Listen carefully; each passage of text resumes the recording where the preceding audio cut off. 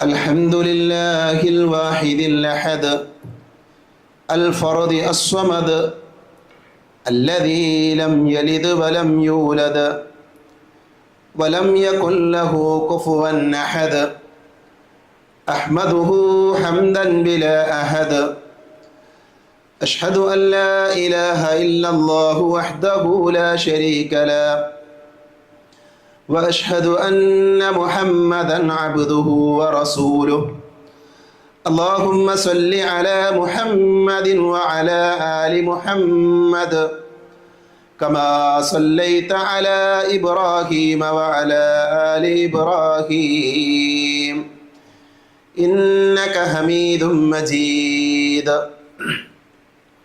اللهم بارك على محمد وعلى آل محمد كما باركت على إبراهيم وعلى آل إبراهيم إنك حميد مجيد أما بعد فإن خير الحديث كتاب الله وخير الهدي هدي محمد صلى الله عليه وسلم وشر الأمور محدثاتها وكل محدثة بدعة وكل بدعة ضلالة وكل ضلالة في النار أعوذ بالله من الشيطان الرجيم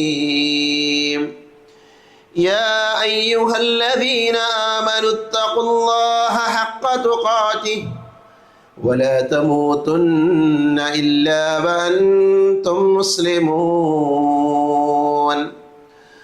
أعوذ بالله من الشيطان الرجيم ولا تبذر تبذيرا إن المبذرين كانوا إخوان الشياطين وكان الشيطان لربه كفورا പരിശുദ്ധമായ അള്ളാഹുവിൻ്റെ ഭവനത്തിൽ ഒരുമിച്ച് ചേർന്ന സഹോദരങ്ങളെ സഹോദരികളെ, സർവ്വലോക രക്ഷിതാവായ അള്ളാഹുവിനെ സൂക്ഷിക്കണേ എന്ന് സംസാരിക്കുന്ന എന്നോടും കേൾക്കുന്ന നിങ്ങളോടും വളരെയധികം സ്നേഹത്തോടുകൂടെ ഓർമ്മപ്പെടുത്തുകയാണ്, ഉപദേശിക്കുകയാണ്. നമ്മുടെ നാടിൻ്റെ, നമ്മുടെ വീടുകളുടെ സൗഭാഗ്യങ്ങൾക്ക് പിന്നിൽ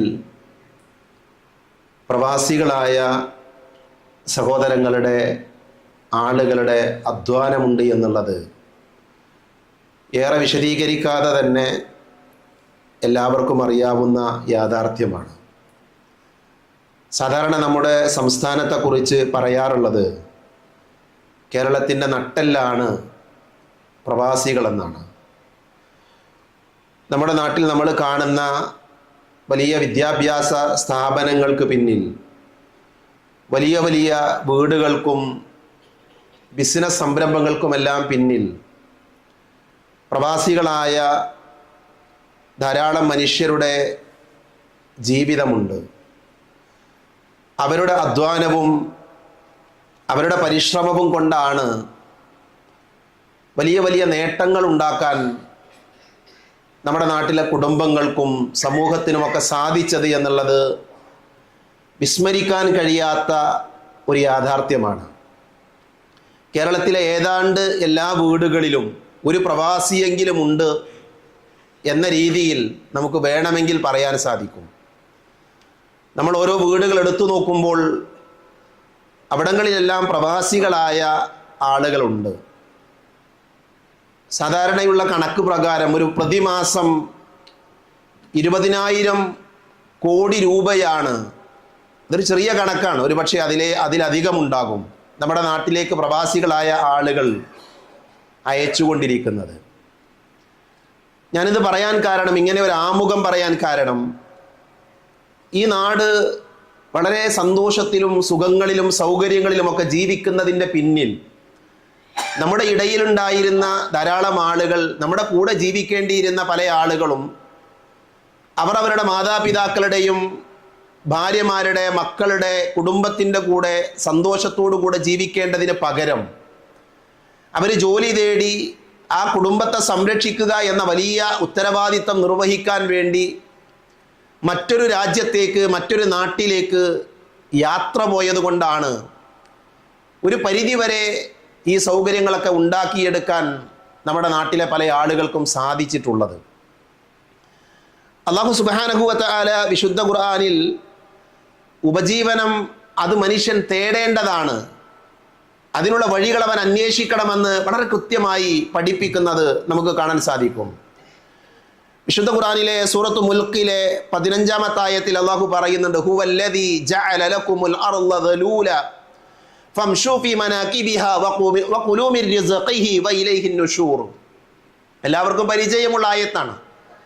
ഈ ആയത്തിലൂടെ അല്ലാഹു പറയുന്നത്, അവനാകുന്നു നിങ്ങൾക്ക് ഭൂമിയെ വിധേയമാക്കി തന്നവൻ, ഭൂമിയെ കീഴ്പ്പെടുത്തി തന്നവൻ പടച്ച തമ്പുരാനാണ്. അതിനാൽ അതിൻ്റെ ചുമലുകൾ അതിൻ്റെ ചുമലുകളിലൂടെ, ഭൂമിയിലൂടെ നിങ്ങൾ എന്ത് ചെയ്യുക? സഞ്ചരിക്കുക. അവൻ്റെ ഉപജീവനത്തിൽ നിന്ന് നിങ്ങൾ ഭുജിക്കുകയും ചെയ്യുക. അള്ളാഹുവിലേക്ക് തന്നെയാണ് നിങ്ങൾ മടങ്ങുക എന്ന് പറഞ്ഞാണ് അള്ളാഹു ആയത്ത് അവസാനിപ്പിക്കുന്നത്. ഈ ആയത്തിലെ ഫംശൂ ഫീ മനാകിബിഹ എന്ന പ്രയോഗത്തെ മുഫസ്സിറുകൾ വിശദീകരിക്കുമ്പോൾ അവരതുകൊണ്ട് അർത്ഥമാക്കുന്നത് നമ്മുടെ ഉപജീവനം തേടി ഭൂമിയിലൂടെ നമ്മൾ സഞ്ചരിക്കുക എന്നുള്ളതാണ്. നമ്മൾ അന്വേഷിക്കണം എവിടെയാണ് റിസ്ഖ് ഉള്ളത്, എവിടെയാണ് ഉപജീവനം ലഭിക്കുക. സഹോദരങ്ങളെ, ആ അന്വേഷണത്തിൻ്റെ ഭാഗമായി കൊണ്ടാണ് നമ്മുടെ ഇടയിലുള്ള പല ആളുകളും പ്രവാസ ലോകത്തേക്ക് എത്തപ്പെട്ടിട്ടുള്ളത്. പരിശുദ്ധ ഇസ്ലാം എന്ന് പറഞ്ഞാൽ കേവലം പ്രാർത്ഥനയിൽ മാത്രം മുഴുകിക്കൂടാൻ പറഞ്ഞ, ചടഞ്ഞുകൂടാൻ പറഞ്ഞ ഒരു മതമല്ല.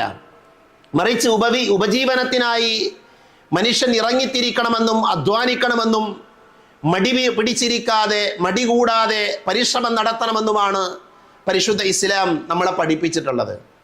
ആ ഇസ്ലാമിൻ്റെ അന്വേഷണമാണ്, അല്ലെങ്കിൽ ആ ഇസ്ലാമിൻ്റെ നിർദ്ദേശമാണ് നമ്മളടക്കമുള്ള, അത് പ്രവാസ ലോകത്ത് എന്ന് മാത്രമല്ല, നാട്ടിൽ ഉപജീവനം തേടുന്ന ആളുകളും പ്രവാസികളായ ആളുകളും എല്ലാവരും ഈ ഖുർആനിൻ്റെ കൽപ്പനയാണ് പ്രാവർത്തികമാക്കിക്കൊണ്ടിരിക്കുന്നത്.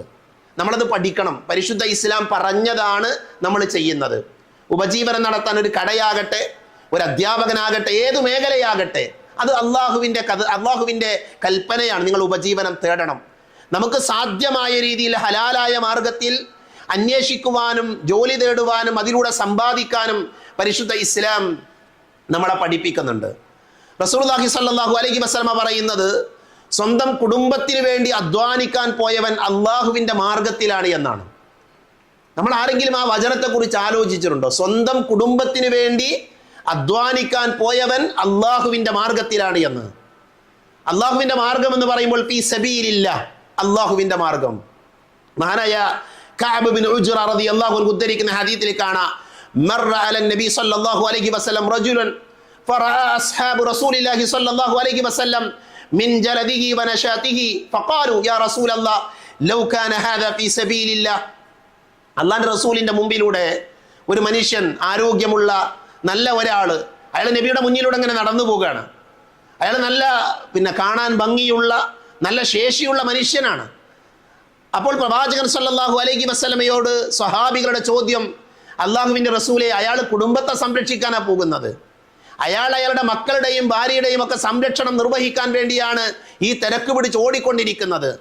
അയാൾ അള്ളാഹുവിൻ്റെ മാർഗത്തിൽ യാത്ര ചെയ്താൽ അതല്ലേ അയാൾക്ക് ഏറ്റവും ഉപകാരപ്പെടുക, അല്ലെങ്കിൽ അതല്ലേ ഏറ്റവും നല്ലത് എന്ന സ്വഹാബികളുടെ ചോദ്യത്തിന് റസൂലുള്ളാഹി സ്വല്ലല്ലാഹു അലൈഹി വസല്ലം പറഞ്ഞത്, ഫഖാല റസൂലുള്ളാഹി സ്വല്ലല്ലാഹു അലൈഹി വസല്ലം ഇൻ കാന ഖറജ യസ്അ അലാ ബലദിഹി സിഗാറൻ ഫഹുവ ഫീ സബീലില്ലാഹ്. ഏതെങ്കിലും ഒരാൾ അയാളുടെ ചെറിയ കുട്ടിയുടെ സംരക്ഷണത്തിന് വേണ്ടി ഇറങ്ങി പുറപ്പെട്ടാൽ ഫഹുവ ഫീ സബീലില്ലാഹ്, അവൻ അല്ലാഹുവിൻ്റെ മാർഗത്തിലാണ്. വഇൻ കാന ഖറജ യസ്അ അലാ അബവൈനി ശൈഖൈനി കബീറൈനി ഫഹുവ ഫീ സബീലില്ലാഹ്. പ്രായം ചെന്ന മാതാപിതാക്കൾക്ക് വേണ്ടി, വൃദ്ധരായ മാതാപിതാക്കളെ സംരക്ഷിക്കാൻ വേണ്ടി ഒരാൾ ഇറങ്ങി പുറപ്പെട്ടാൽ, ജോലിക്ക് പോയാൽ അവൻ അള്ളാഹുവിൻ്റെ മാർഗത്തിലാണ്. വഇൻ കാന ഖറജ യസ്അ അലാ നഫ്സിഹി, പ്രവാചകൻ സല്ലല്ലാഹു അലൈഹി വസല്ലമ പറഞ്ഞു, ഇനിയോ ഒരു സ്വന്തം ആത്മാഭിമാനം സംരക്ഷിക്കാൻ വേണ്ടിയാണ് ഒരാൾ ഇറങ്ങി പുറപ്പെടുന്നത് എങ്കിൽ, ജോലി അന്വേഷിക്കുന്നത് എങ്കിൽ, അവനും അള്ളാഹുവിൻ്റെ മാർഗത്തിലാണ് എന്നാണ് പ്രവാചകൻ സല്ലല്ലാഹു അലൈഹി വസല്ലമ പഠിപ്പിക്കുന്നത്. അപ്പോൾ നോക്കൂ, നിങ്ങൾ ഉപജീവനം തേടുന്നവൻ, ഭാര്യയെ സംരക്ഷിക്കാൻ, മക്കളെ സംരക്ഷിക്കാൻ, കുടുംബത്തെ സംരക്ഷിക്കാൻ ഉപജീവനം തേടുന്നവൻ, അവൻ അള്ളാഹുവിൻ്റെ മാർഗത്തിലാണ് എന്ന പ്രവാചകന്റെ അധ്യാപനം ഒരു വിശ്വാസിക്ക് നൽകുന്ന സന്തോഷം എത്രയാണ്. നമ്മുടെ അധ്വാനങ്ങൾ വെറുതെയാകുന്നില്ല. നമ്മൾ ജോലി ചെയ്യുന്നത്, നമ്മൾ പരിശ്രമിക്കുന്നത്, നമ്മൾ പ്രവാസിയാകുന്നത്, ഇതൊക്കെ എന്താണ്? അള്ളാഹുവിന്റെ മാർഗത്തിലുള്ള യാത്രയാണ്. പരലോകത്ത് നമുക്ക് പുണ്യം ലഭിക്കുന്ന കാര്യമാണ്. പ്രവാസികൾ അത് മനസ്സിലാക്കണം. നാട്ടിൽ താമസിക്കുന്ന ആളുകളും അത് മനസ്സിലാക്കേണ്ടതുണ്ട്. പ്രവാചകൻ സല്ലല്ലാഹു അലൈഹി വസല്ലമ പറഞ്ഞത് ഹലാലായ അധ്വാനം ഒരു പുണ്യകർമ്മമാണ് എന്നാണ്. പുരുഷന്മാരെ സംബന്ധിച്ചിടത്തോളം അവർക്കാണ് കുടുംബത്തിന്റെ സംരക്ഷണ ചുമതലയുള്ളത്. അവരാണ് റിസ്ക് അന്വേഷിക്കേണ്ട ആളുകൾ. അതിന്റെ അർത്ഥം സ്ത്രീകൾ ജോലിക്ക് പോകാൻ പാടില്ല എന്നല്ല. പക്ഷെ അള്ളാഹു ചുമതല ഏൽപ്പിച്ചത് പുരുഷന്മാരെയാണ്. അതുകൊണ്ടാണ് പ്രവാചകൻ സല്ലല്ലാഹു അലൈഹി വസല്ലമ പറഞ്ഞത്, ഒരു മനുഷ്യൻ അയാൾ തന്റെ ഭാര്യയുടെ വെച്ചു കൊടുക്കുന്ന ഓരോ ഉരുളക്കും അജ്റുണ്ട്, കൂലിയുണ്ട്. അയാൾ റിസ്ക് തേടി അയാൾ അധ്വാനിച്ചുണ്ടാക്കിയ സമ്പത്ത് അയാളുടെ കുടുംബത്തിന് വേണ്ടി ചെലവഴിക്കുമ്പോൾ അതിലൂടെ അയാൾക്ക് പുണ്യം ലഭിക്കുമെന്ന് പ്രവാചകൻ സല്ലല്ലാഹു അലൈഹി വസല്ലമ നമ്മളെ പഠിപ്പിച്ചത് നമുക്ക് കാണാൻ സാധിക്കും. അതുകൊണ്ട് തന്നെ ജോലി ചെയ്യുക എന്നുള്ളത്, പണം സമ്പാദിക്കുക എന്നുള്ളത്, ഉപജീവനം തേടുക എന്നുള്ളത് പരിശുദ്ധ ഇസ്ലാം പുണ്യമായി പഠിപ്പിച്ച കാര്യമാണ്. ആ ഉപജീവനം തേടുന്നതിന്റെ ഭാഗമായി കൊണ്ടാണ് നമ്മുടെ ഇടയിൽ നിന്ന് പല ആളുകളും വിദേശ രാജ്യങ്ങളിൽ പോയി ജോലി ചെയ്യുന്നത്. സഹോദരങ്ങളെ, ഈ സന്ദർഭത്തിൽ ഞാൻ ഈ വിഷയം പറയാൻ കാരണം, ഇന്നത്തെ നമ്മുടെ പ്രവാസി സഹോദരങ്ങൾ അനുഭവിക്കുന്ന പ്രതിസന്ധികൾ, അവരനുഭവിക്കുന്ന ബുദ്ധിമുട്ടുകൾ, അവർ നേരിട്ടുകൊണ്ടിരിക്കുന്ന വെല്ലുവിളികൾ നാട്ടിൽ താമസിക്കുന്ന പ്രത്യേകിച്ച് പ്രവാസികളുടെ കുടുംബക്കാരായ ആളുകൾ ഗൗരവത്തിൽ കാണേണ്ടതുണ്ട്. അവർ ഗൗരവത്തിൽ മനസ്സിലാക്കേണ്ടതുണ്ട്. യുദ്ധത്തിന്റെ പശ്ചാത്തലത്തിൽ പ്രവാസ ലോകത്ത് അവരനുഭവിച്ചു കൊണ്ടിരിക്കുന്ന വേദനകൾ ഒരുപാടാണ്. അവരനുഭവിച്ചു കൊണ്ടിരിക്കുന്ന പ്രയാസങ്ങൾ വളരെ വലുതാണ്. നാട്ടിൽ നിന്ന് വരുന്ന ഓരോ ഫോൺ കോളുകളെയും പേടിക്കുന്ന പ്രവാസി സഹോദരങ്ങളുണ്ട് എന്നുള്ളത് അതിശയോക്തി പറയുന്നതല്ല. ഞാൻ അവരുമായി സംസാരിച്ചതിൻ്റെ ഈ ഖുതുബക്ക് വേണ്ടി തന്നെ പ്രവാസ ലോകത്തുള്ള എൻ്റെ സഹോദരങ്ങളുമായി, സുഹൃത്തുക്കളുമായി സംസാരിച്ചിട്ടുണ്ട്. അവരുടെ അനുഭവങ്ങൾ, അവർ മനസ്സിലാക്കിയ കാര്യങ്ങൾ, പ്രത്യേകിച്ച് യുദ്ധത്തിന്റെ പശ്ചാത്തലത്തിൽ അവർ നേരിടുന്ന കാര്യങ്ങൾ അവർ വിശദീകരിക്കുമ്പോൾ വല്ലാത്തൊരു മാനസികാവസ്ഥയാണ്. പ്രവാസ ലോകത്ത് എനിക്കും ജീവിക്കാൻ അവസരമുണ്ടായിട്ടുണ്ട്. നോക്കൂ നിങ്ങൾ, അവരെണ്ണി പറഞ്ഞ ഒരു കാര്യം, ജോലി നഷ്ടപ്പെടുകയാണ് പ്രവാസികളായ പല ആളുകൾക്കും. അവരുടെ ജീവിതത്തിന്റെ മാർഗമായിരുന്ന ജോലി നഷ്ടപ്പെടുന്ന പ്രതിസന്ധി അവർക്ക് മുന്നിലുണ്ട്. അതേപോലെ തന്നെ യാത്രക്ക് ബുദ്ധിമുട്ട് അനുഭവിക്കുന്ന ആളുകളുണ്ട്. ഒരു കമ്പനിയിൽ നിന്ന്, ജോലി ചെയ്യുന്ന കമ്പനിയിൽ നിന്ന് നാട്ടിലേക്ക് വന്ന് തിരിച്ചു പോകാൻ കഴിയാതെ യാത്രക്ക് പ്രയാസം നേരിട്ട് ആ പ്രയാസങ്ങളെയെല്ലാം അതിജയിച്ച് അവിടെ എത്തിയപ്പോൾ ആ കമ്പനിയിൽ തൻ്റെ സീറ്റിൽ വേറെ ആളിരിക്കുകയാണ്. അവർക്ക് ആളുകളുണ്ട് അവിടെ, ആ ജോലി സ്ഥാപനത്തിലേക്ക് ജോലി ചെയ്യാൻ അവർക്ക് ആളുകളെ ലഭിക്കുന്നു. യാത്ര കാരണം ബുദ്ധിമുട്ടുന്ന എത്രയോ സഹോദരങ്ങളുണ്ട്. എത്രയോ ആളുകളുടെ ബിസിനസ്സുകൾ തകർന്നിട്ടുണ്ട്. ഏറ്റവും നല്ല രീതിയിൽ ബിസിനസ് നടത്തിയിരുന്ന പല ആളുകളുടെയും ബിസിനസ്സുകൾ തകർന്ന എത്രയോ വാർത്തകൾ നമ്മുടെ മുൻപിലുണ്ട്. കുടുംബവുമായി ജീവിക്കുന്ന ആളുകൾ, ഫാമിലിയുമായി പ്രവാസ ലോകത്ത് കഴിയുന്ന ആളുകൾ, അവർ സാമ്പത്തികമായ ഞെരുക്കങ്ങൾ അനുഭവിക്കുന്നുണ്ട്. ചെറിയൊരു ഉദാഹരണം പറയാം. ഗ്യാസിന് നമ്മുടെ നാട്ടിൽ വില കൂടിയ വാർത്തകൾ നമ്മളിങ്ങനെ ദിനേന കേട്ടുകൊണ്ടിരിക്കുകയാണ്. 26 റിയാൽ ഉണ്ടായിരുന്ന ഗ്യാസിന്റെ വില ഇന്ന് സൗദി അറേബ്യയിൽ ഏകദേശം 50% വർദ്ധിച്ചിട്ടുണ്ട്. 50%, 50 എത്തിയിട്ടില്ലെങ്കിലും അതിന്റെ സമീപത്ത് വർദ്ധിച്ചിട്ടുണ്ട്. നോക്കൂ നിങ്ങൾ, അവരുടെ ശമ്പളത്തിൽ നിന്ന് അവർ വലിയ ഒരു വിഹിതം അവരുടെ ദൈനംദിന ചിലവുകൾക്ക് വേണ്ടി എക്സ്ട്രാ ചെലവാക്കേണ്ട ഒരു സാഹചര്യം ഈ യുദ്ധത്തിന്റെ പശ്ചാത്തലത്തിൽ അവിടെ ഉണ്ടായിട്ടുണ്ട്. ചെലവുകൾ, ഹോട്ടലാകട്ടെ മറ്റു മേഖലയാകട്ടെ, അവിടങ്ങളിലെല്ലാം വർധനവുകൾ ഉണ്ടാവുകയാണ്. അതേപോലെ തന്നെ പല കമ്പനികളും പ്രവാസികളായ ആളുകൾക്ക് നൽകിയിരുന്ന ആനുകൂല്യങ്ങൾ വെട്ടിക്കുറക്കുകയാണ്. അവർക്ക് നൽകിയിരുന്ന പല ബോണസുകളുമുണ്ട്, പല അധിക സാലറികളുമുണ്ട്, അധിക സംവിധാനങ്ങളുമുണ്ട്. ആ സൗകര്യങ്ങളെല്ലാം ഇല്ലാതെയാക്കിക്കൊണ്ടിരിക്കുന്ന കാഴ്ച നമുക്ക് കാണാൻ പറ്റും. വലിയ വലിയ കമ്പനികളിലെ പ്രൊഡക്ഷൻ അത് അവസാനിപ്പിക്കുന്നു, അവർ നിർത്തിവെക്കുന്നു. നിർബന്ധിതമായി ലീവിന് പോകാൻ വേണ്ടി ജോലിക്കാരോട് ആവശ്യപ്പെടുന്ന സാഹചര്യമുണ്ട്.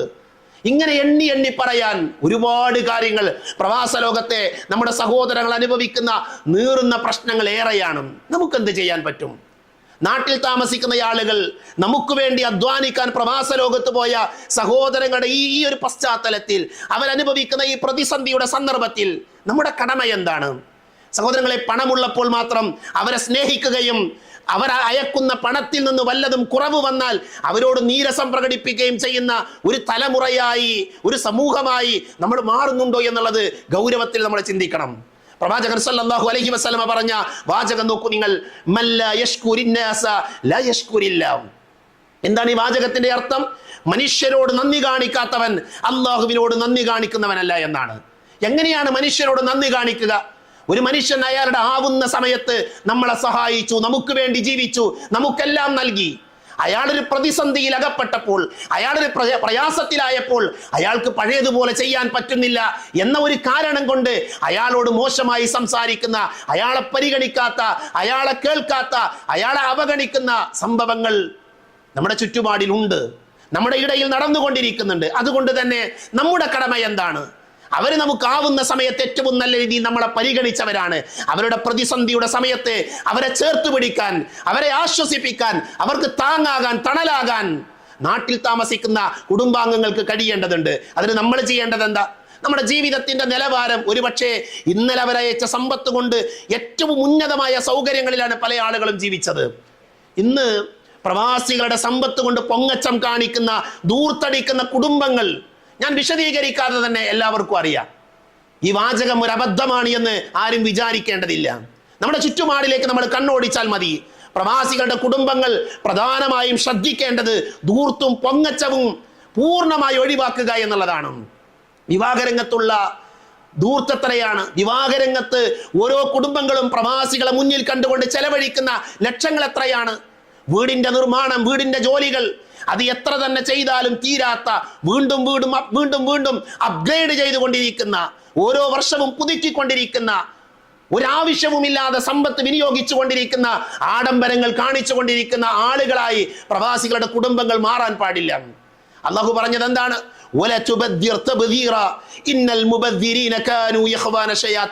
നിങ്ങൾ ധൂർത്തടിക്കാൻ പാടില്ല, അമിതമായി കൊണ്ട് നിങ്ങൾ ചെലവാക്കാൻ പാടില്ല.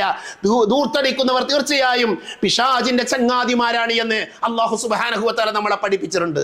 കുലു വശ്റബു വലാ തുസ്രിഫു ഇന്നഹു ലാ യുഹിബ്ബുൽ മുസ്രിഫീൻ. വിശുദ്ധ ഖുർആന്റെ ആയത്താണ്. ഭക്ഷണത്തിലും പാനീയത്തിലും പോലും അതിരുകടക്കുന്നതിനെ താക്കീത് നൽകിയ മതമാണ് പരിശുദ്ധ ഇസ്ലാം. പ്രവാസി സഹോദരങ്ങളുടെ കുടുംബങ്ങൾ ആലോചിക്കേണ്ട കാര്യമാണ്. നമ്മുടെ വീട്ടിൽ ഒരു മാസക്കാലം നമ്മൾ ഭക്ഷണത്തിന് വേണ്ടി ചെലവഴിക്കുന്ന സമ്പത്ത് എത്രയാണ്? നമുക്കിന്ന് വീട്ടിൽ ഭക്ഷണം ഉണ്ടാക്കാൻ മടിയാണ്.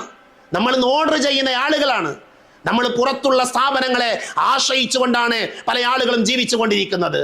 മഹാനായ അബൂബക്കർ റളിയല്ലാഹു അൻഹുവിന്റെ ചരിത്രം വായിച്ചു പോകുമ്പോൾ അബൂബക്കർ എന്ന് പറഞ്ഞൊരു വാചകമുണ്ട്. ആ വാചകം വായിക്കുമ്പോൾ നമ്മൾ വീണ്ടും വീണ്ടും നമ്മളെ മുന്നിൽ വെച്ചുകൊണ്ട് ചിന്തിക്കേണ്ട കാര്യമാണ്. അബൂബക്കർ റളിയല്ലാഹു പറഞ്ഞത്, ഒരു ദിവസത്തെ ഭക്ഷണത്തിന് വേണ്ടി മാത്രം 2 ദിവസത്തെ സമ്പാദ്യം ചെലവഴിക്കുന്ന കുടുംബത്തെ ഞാൻ വെറുക്കുന്നു എന്നാണ്.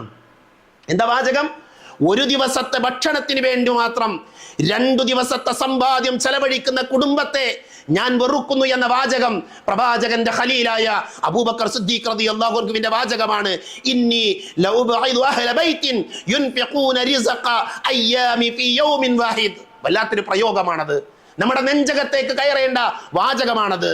ഇമാം ബൈഹഖി അദ്ദേഹത്തിന്റെ ശുഅബുൽ ഈമാൻ എന്ന് പറയുന്ന പ്രസിദ്ധമായ ഗ്രന്ഥത്തിൽ ഈ വാചകം അദ്ദേഹം സാമ്പത്തികമായ കാര്യങ്ങൾ വിശദീകരിക്കുമ്പോൾ അബൂബക്കർ റളിയല്ലാഹുവിന്റെ ചരിത്രം അവിടെ അദ്ദേഹം കൊണ്ടുവരുന്നുണ്ട്. ഖലീഫ ഉമർ റളിയല്ലാഹു അൻഹു അദ്ദേഹം ഒരിക്കൽ ജാബിർ റളിയല്ലാഹു അൻഹുവിനെ കണ്ടൊരു രംഗമുണ്ട്. ജാബിർ റളിയല്ലാഹു അൻഹു മാംസം വാങ്ങി വരുന്നത് കണ്ടപ്പോൾ ഉമർ റളിയല്ലാഹു അൻഹു ചോദിച്ചു, ജാബിറെ എന്താണിത്? അപ്പൊ ജാബിർ റളിയല്ലാഹു അൻഹു പറഞ്ഞത്, എനിക്ക് മാംസം കഴിക്കാൻ ആഗ്രഹം ഉണ്ടായി, എനിക്ക് മാംസം ഭക്ഷിക്കാൻ കൊതി തോന്നി, അപ്പോൾ ഞാൻ വാങ്ങിയതാണ്. എന്താ ഉമർലാന്റെ വാചകം എന്നറിയോ? ഉമർ റളിയല്ലാഹു അൻഹു പറഞ്ഞത്, അകുല്ലമാ ഇസ്തഹൈത ഇസ്തറൈത്. എന്താണ് ആ വാചകം? ഇതൊക്കെ നമ്മൾ വായിക്കുമ്പോൾ എന്തായിരിക്കും നമ്മളെയൊക്കെ അവസ്ഥ? എന്താ അദ്ദേഹം പറഞ്ഞത്? നിനക്ക് എന്തെല്ലാം കഴിക്കണമെന്ന് നിനക്ക് ആഗ്രഹം തോന്നുന്നുവോ അതെല്ലാം നീ വാങ്ങി തിന്നുകയാണ് എങ്കിൽ അവൻ ധൂർത്തനാകാൻ വേറൊന്നും വേണ്ടെന്നാണ്. സുബ്ഹാനല്ലാഹ്. നമ്മുടെ വീട്ടിൽ മാംസമില്ലാത്ത, മത്സ്യമില്ലാത്ത, വിഭവങ്ങളില്ലാത്ത, അത്തരത്തിലുള്ള നോൺ വെജുകളില്ലാത്ത തീന്മേശകൾ വിരളമാണ് അല്ലെ? ഇത് ഏത് കാലഘട്ടം മുതലാണ് തുടങ്ങിയത്? ഞാൻ അതിനെ എതിർക്കുകയല്ല, അത് വേണ്ട എന്ന് പറയുകയല്ല. മറിച്ച് ഇവിടെ ഒരു കൂട്ടം ആളുകൾ പ്രതിസന്ധിയിലുണ്ട്. ഒരുപക്ഷെ അവരുടെ വേദനകൾ, അവരുടെ സങ്കടങ്ങൾ നമ്മളോട് പറയാൻ അവർക്ക് പ്രയാസം ഉണ്ടാകും. നമ്മളാണ് കണ്ടറിയേണ്ട ആളുകൾ. യുദ്ധത്തിന്റെ വാർത്തകൾ കേൾക്കുമ്പോൾ നമ്മൾ അവരോട് അന്വേഷിക്കണ്ടേ, എന്താണ് നിങ്ങളുടെ അവസ്ഥ എന്ന് അന്വേഷിക്കണ്ടേ? ഇന്ന് നിരന്തരം നമ്മുടെ വീടുകളിലേക്ക് വ്യത്യസ്തമായ കമ്പനികളുടെ ആ ജോലിക്കാർ വന്നുകൊണ്ട്, ആമസോണിന്റെ, ഫ്ലിപ്കാർട്ടിന്റെ ഒക്കെ ആളുകൾ ഇങ്ങനെ വന്നുകൊണ്ടിരിക്കുകയാണ് അല്ലേ? ബൈക്കിന്റെ പിറകിൽ, സ്കൂട്ടിയുടെ പിറകിൽ വലിയ വലിയ ബാഗുകളുമായി നമ്മുടെ വീട്ടിലേക്ക് നിരന്തരം ആളുകൾ വരികയാണ്. പർച്ചേസിന്റെ രീതി മാറി, നമ്മൾ പർച്ചേസ് ചെയ്യുന്ന, നമ്മൾ സാധനങ്ങൾ വാങ്ങുന്നതിന്റെ കോലം മാറി. നമ്മുടെ ബെഡിൽ കിടന്ന് വീട്ടിലിരുന്ന് നമുക്ക് വേണ്ടതെല്ലാം നിരന്തരം വാങ്ങിക്കൊണ്ടിരിക്കുന്ന പറയുന്ന ഞാനും നിങ്ങളുമൊക്കെ ഇതിൽ അംഗങ്ങളാണ്, ഈ പറയുന്ന ഗണത്തിൽപ്പെട്ട ആളുകളാണ്. അതുകൊണ്ട് തന്നെ നമ്മൾ പ്രവാസികളായ ആളുകളുടെ ബന്ധുക്കൾ എന്ന നിലയിൽ, കുടുംബക്കാരെന്ന നിലയിൽ ഒരു നല്ല സാമ്പത്തിക അച്ചടക്കം പാലിക്കാൻ നമുക്ക് കഴിയേണ്ടതുണ്ട്. പരിശുദ്ധ ഇസ്ലാം സാമ്പത്തിക അച്ചടക്കം പഠിപ്പിച്ച മതമാണ്. സാമ്പത്തികമായ അച്ചടക്കം പാലിക്കണമെന്ന് പഠിപ്പിച്ച മതമാണ്. വല്ലദീന ഇദാ അൻഫഖു ലം യുസ്രിഫു വലം യഖ്തുറു വകാന ബൈന ദാലിക ഖവാമ. ഖുർആനിന്റെ പ്രയോഗമാണത്. ചെലവഴിക്കുകയാണെങ്കിൽ ദൂർത്ത് കാണിക്കാത്തവരും അതേപോലെ തന്നെ കടുംപിടുത്തം നടത്താത്തവരും അതിനിടയിലുള്ള മിതമായ മാർഗം സ്വീകരിക്കുന്നവരുമാണ് അള്ളാഹുവിന്റെ അടിമകളായ വിശ്വാസികളെന്ന് വിശുദ്ധ ഖുർആനിൽ ഇബാദുർ റഹ്മാന്റെ അടയാളങ്ങൾ പഠിപ്പിക്കുമ്പോൾ നബി സല്ലല്ലാഹു അലൈഹി വസല്ലമ പറഞ്ഞത് നമുക്ക് കാണാൻ പറ്റും. നമ്മുടെ സമ്പത്തിനെ കുറിച്ച് അള്ളാഹു ചോദിക്കും. എന്താ ചോദ്യം? എവിടുന്നാ സമ്പാദിച്ചത്? എവിടുന്നാ ഇത് കിട്ടിയത്? പ്രവാസ ലോകത്ത് മണലാരണ്യത്തിൽ കിടന്ന് കഷ്ടപ്പെട്ട് അധ്വാനിച്ച് നമ്മുടെ ബാപ്പ, നമ്മുടെ ഭർത്താവ്, നമ്മുടെ സഹോദരൻ, നമ്മുടെ മകൻ അവരയച്ചു തരുന്ന സമ്പത്ത് തോന്നിയതുപോലെ വിനിയോഗിച്ചാൽ, ഹലാല് നോക്കാതെ ഹറാമ് നോക്കാതെ റബ്ബിന്റെ നിയമങ്ങൾ നോക്കാതെ അവരെ പരിഗണിക്കാതെ നമ്മൾ ചെലവഴിച്ചാൽ നാളെ പരലോകത്ത് എന്തേക്കാരം നമ്മുടെ മറുപടി? ഏത് രീതിയിലാണ് മറുപടി പറയാ? പ്രത്യേകിച്ച് എൻ്റെ യുവാക്കളായ പഠനം നടത്തിക്കൊണ്ടിരിക്കുന്ന കുട്ടികളൊക്കെ ഗൗരവത്തിൽ കാണണം. ക്യാമ്പസുകളിൽ പോകാനും വൈകുന്നേരം ഭക്ഷണം കഴിക്കാനും സ്വന്തം വീട്ടിൽ ഭക്ഷണം ഉണ്ടായിട്ടും നമ്മുടെ കുട്ടികൾക്ക് വീട്ടിൽ ഉമ്മയുണ്ടാക്കുന്ന ഭക്ഷണം പോരാ, അവർക്ക് പുറത്തു പോകണം. എന്നോട് വെറുപ്പ് വിചാരിക്കരുത്. നമ്മുടെ സഹോദരങ്ങൾ അനുഭവിക്കുന്ന അവരുടെ നീറുന്ന പ്രശ്നങ്ങളാണ്. ഇത് അഡ്രസ്സ് ചെയ്യാതെ, ഇത് പറയാതെ നമുക്കെങ്ങനെ മുന്നോട്ട് പോകാൻ പറ്റും? വുളൂ ചെയ്യുന്ന മേഖലയിൽ പോലും ദൂർത്തടിക്കരുത് എന്ന് പഠിപ്പിച്ച മതമാണ് ഇസ്ലാം. അള്ളാന്റെ റസൂല് ഒരു പുഴയുടെ ചാരത്തുകൂടെ പോകുമ്പോഴാണ് ആ പുഴയിൽ നിന്ന് വുളുവെടുക്കുന്ന മനുഷ്യൻ, അയാളോട് നബി ദൂർത്ത് കാണിക്കരുത് എന്ന് പറഞ്ഞത്. അയാളുടെ ചോദ്യം, നബിയെ, ഒഴുകിക്കൊണ്ടിരിക്കുന്ന പുഴയിൽ ഞാൻ വുളൂ ചെയ്യുമ്പോൾ അവിടെ ദൂർത്തുണ്ടോ? പ്രവാചകൻ പറഞ്ഞു, നാം വൈൻ കുൻത അലാ നഹരി ജാരിൻ. നീ ഒരു പുഴയുടെ അയൽവാസിയാണെങ്കിലും അവിടെ ദൂർത്തുണ്ട് എന്ന് പ്രവാചകൻ സല്ലല്ലാഹു അലൈഹി വസല്ലമ പഠിപ്പിച്ചത് കാണാൻ പറ്റും. മനസ്സിലായില്ലേ? പ്രവാചകൻ സല്ലല്ലാഹു അലൈഹി വസല്ലമ അത് പഠിപ്പിക്കാണ്. ഇമാം ഷാഫി റഹ്മത്തുള്ളാഹി അലൈഹി പറഞ്ഞത്, അത്തബ്ദീറു ഇൻഫാഖുൽ മാലി ഫീ ഗൈരി ഹഖ്ഖിഹി. എന്താ ദൂർത്ത് എന്ന് പറഞ്ഞാൽ? അർഹതയില്ലാത്ത അനാവശ്യമായ അനീതിയായ കാര്യങ്ങളിൽ ധനം ചെലവഴിക്കുന്നതിനാണ് ദൂർത്ത് എന്ന് പറയുക എന്നാണ് മഹാനായ ഇമാം ഷാഫി റഹ്മത്തുള്ളാഹി അലൈഹി പറയുന്നത്. അതുകൊണ്ട് നമ്മുടെയൊക്കെ ഇടയിൽ പ്രവാസികളുണ്ട്. ഒരുപക്ഷെ ഈ ഖുത്ബ കേൾക്കുന്നവരുടെ കൂട്ടത്തിലുണ്ട്. നമ്മുടെ വീട്ടിലുള്ള പ്രവാസികൾ ഇന്ന് പ്രവാസ ലോകത്ത് പ്രയാസം അനുഭവിക്കുന്നവരുണ്ട്. സഹോദരങ്ങളെ, അവരെ ആശ്വസിപ്പിക്കാനും അവരെ ചേർത്ത് പിടിക്കാനും അവരുടെ പ്രതിസന്ധികൾ അന്വേഷിക്കുവാനുമാണ് വിശ്വാസികളായ നമ്മൾ ഓരോരുത്തരും ശ്രദ്ധിക്കേണ്ടത്. ഒരു പ്രതിസന്ധി ഉണ്ടാകുമ്പോൾ ചേർത്ത് പിടിക്കുക എന്നുള്ളതാണ് ഇസ്ലാമിന്റെ മര്യാദ. റസൂലുള്ളാഹി സ്വല്ലല്ലാഹു അലൈഹി വസല്ലമ പ്രവാചക തിരുമേനി ഹിറാ ഗുഹയിൽ നിന്ന് പേടിച്ചു വിറച്ച് വീട്ടിലേക്ക് വന്ന രംഗം ആലോചിച്ച് നോക്കൂ നിങ്ങൾ. ആശങ്കപ്പെട്ട ഭയപ്പെട്ട നബിയെ ഖദീജ ഉമ്മ ചേർത്ത് പിടിച്ചു. സമ്മിലൂനി യാ ഖദീജ എന്ന് പറഞ്ഞ അള്ളാന്റെ റസൂലിനെ പുതപ്പിട്ട് മൂടി പ്രവാചകനെ ആശ്വസിപ്പിച്ച്, നിങ്ങൾ പേടിക്കേണ്ടതില്ല, അള്ളാഹു നിങ്ങളെ കൈവടിയുകയില്ല എന്ന സമാധാനത്തിന്റെ വാക്ക് പറഞ്ഞ ഖദീജയാകണം നമുക്ക് മാതൃക. റളിയല്ലാഹു അൻഹാ. അവരാകണം നമുക്ക് ഈ സന്ദർഭത്തിൽ മാതൃക. ജോലി പോയാൽ പോകട്ടെ, പ്രശ്നമില്ല, നമുക്കിവിടെ ജീവിക്കാൻ വഴികളുണ്ട് എന്ന് പറയുന്ന, നമുക്കിവിടെ മറ്റു വഴികൾ കാണാം, നമ്മുടെ ജീവിതത്തിന്റെ നിലവാരം കുറച്ചാലും പ്രശ്നമില്ല എന്ന് പറയുന്ന ഭാര്യമാരുണ്ടാകേണ്ട കാലഘട്ടമാണിത്. പ്രവാസി സഹോദരങ്ങളുടെ ഭാര്യമാര് പഠിക്കേണ്ട പാഠമുണ്ട്. സ്വഹാബികളുടെ ഭാര്യമാര് അവര് പ്രവാചകൻ സല്ലല്ലാഹു അലൈഹി വസല്ലമയുടെ അനുചരന്മാരോട് പറയുമായിരുന്നു, നിങ്ങൾ സമ്പാദിച്ചോളൂ, പക്ഷേ സമ്പാദിക്കുമ്പോൾ നിങ്ങളുടെ സമ്പത്തിൽ ഒരു തരിമ്പ് പോലും ഹറാമുണ്ടാകരുത്. കാരണം വിശപ്പിന്റെ വേദന ഞങ്ങൾ അനുഭവിച്ചോളാം, നരകത്തിന്റെ ചൂടനുഭവിക്കാൻ ഞങ്ങൾക്ക് സാധ്യമല്ല എന്ന് ഭാര്യമാര് ഭർത്താക്കന്മാരോട് പറയുമായിരുന്നു. അങ്ങനെ അവരെ ചേർത്ത് പിടിച്ച ആളുകളാണ് ചരിത്രത്തിന്റെ ഇന്നലകളിൽ കഴിഞ്ഞുപോയ ആളുകൾ. അതുകൊണ്ട് സഹോദരങ്ങളെ, ഓരോ പ്രവാസിയും നമ്മുടെ വീട്ടിലുള്ള പ്രവാസി സഹോദരങ്ങളോട് അവരുടെ അവസ്ഥകൾ ചോദിച്ചറിയണം, മനസ്സിലാക്കണം, അവരെ ചേർത്ത് പിടിക്കണം, അവരെ ആശ്വസിപ്പിക്കണം. നമ്മുടെ ആവശ്യങ്ങൾ പരമാവധി കുറച്ച് ഈ പ്രതിസന്ധിയുടെ നാളുകളിൽ അവർക്ക് താങ്ങാകാൻ, തണലാകാൻ നമുക്ക് സാധിക്കണം. അല്ലാഹു ആ ഒരു നല്ല അവസ്ഥയിലേക്ക് നമ്മളെ ഉയർത്തുമാറാകട്ടെ.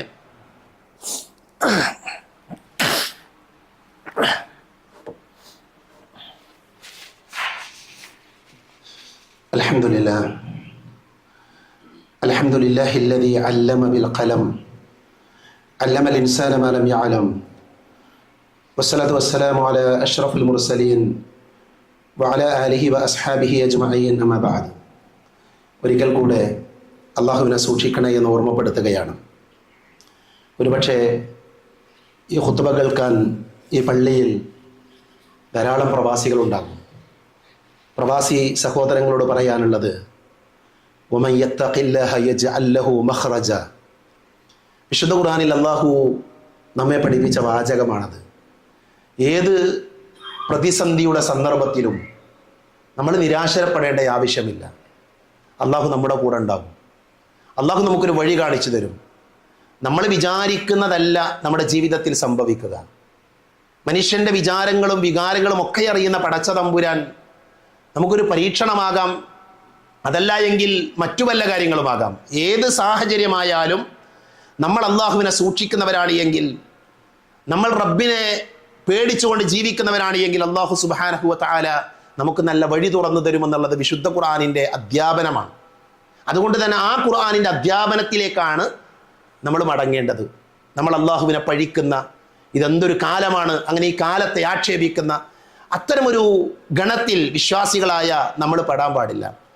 രണ്ടാമതായി പ്രവാസി സഹോദരങ്ങൾ ശ്രദ്ധിക്കേണ്ടത്, കുടുംബത്തിൻ്റെ അനാവശ്യ ഡിമാൻഡുകൾക്ക് മുന്നിൽ നമ്മൾ കീഴ്പ്പെടാൻ പാടില്ല. അത് പ്രവാസികൾ മനസ്സിലാക്കേണ്ടതാണ്. കുടുംബങ്ങൾ പല ഡിമാൻഡുകളും പറയും, അവർക്ക് പല ആവശ്യങ്ങളും ഉണ്ടാകും.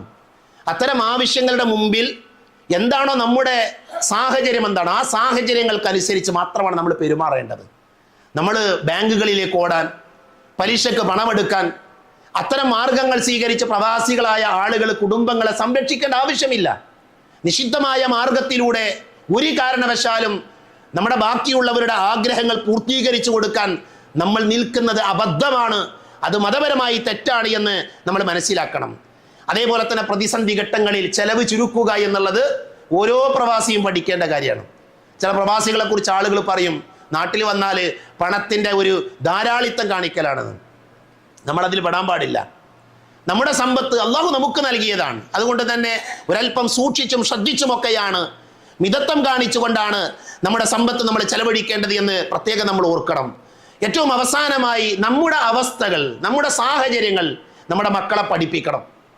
നമ്മുടെ കുടുംബത്തോട് പറയണം, ഭാര്യയോട് പറയണം, മാതാപിതാക്കളോട് പറയണം.